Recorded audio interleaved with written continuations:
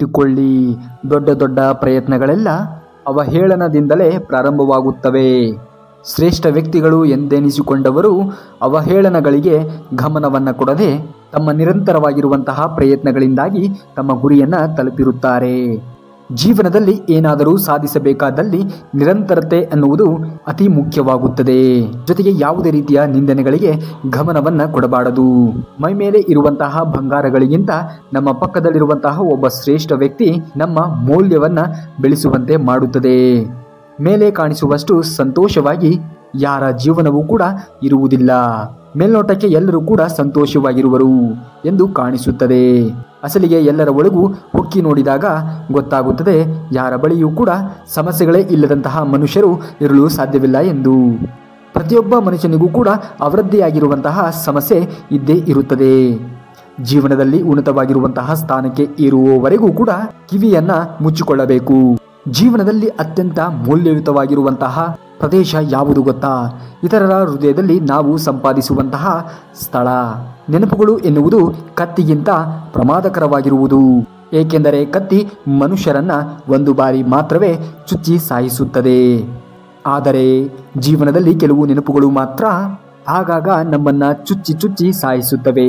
ಜೀವನದಲ್ಲಿ ಏನೇ ಆಗಲಿ ಸಿಗುವವರೆಗೂ ಮಾತ್ರವೇ ಎಲ್ಲ ಆಸಕ್ತಿ, ಉತ್ಸಾಹ. ಅದೇ ಸಿಕ್ಕ ಮೇಲೆ ನಿರುತ್ಸಾಹ.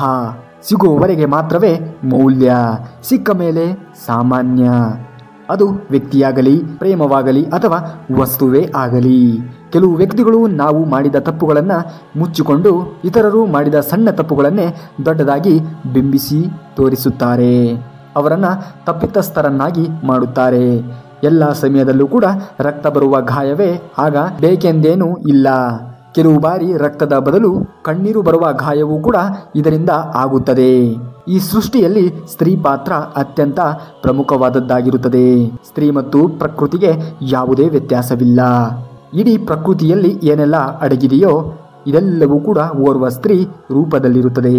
ಪ್ರಕೃತಿ ಅತ್ಯಂತ ಸುಂದರವೋ, ಕೋಮಲವೋ ಹೌದು, ಪ್ರಶಾಂತವೂ ಕೂಡ ಹೌದು, ವಿಸ್ಮಯವೂ ಹೌದು, ವಿಕೋಪವೂ ಕೂಡ ಹೌದು, ಹಾಗೆ ವಿಶೇಷವೂ ಕೂಡ ಹೌದು. ಇವೆಲ್ಲವೂ ಓರ್ವ ಸ್ತ್ರೀ ಎಲ್ಲೂ ಕೂಡ ಅಡಗಿರುತ್ತದೆ. ಅವಳು ತನ್ನ ಶರೀರದಲ್ಲಿ ಆಗುವ ಬದಲಾವಣೆಗಳಿಂದ ಇವೆಲ್ಲವನ್ನ ವ್ಯಕ್ತಪಡಿಸುತ್ತಾಳೆ. ಪುರುಷನಾದವನು ಇದನ್ನು ಅರ್ಥ ಮಾಡಿಕೊಳ್ಳಬೇಕು. ಪ್ರಕೃತಿಗಿಂತ ಮೀರಿದ ಶಕ್ತಿ ಮತ್ಯಾವುದೂ ಕೂಡ ಇಲ್ಲ. ಹಾಗೆಯೇ ಸ್ತ್ರೀಯು ಒಂದು ಶಕ್ತಿ.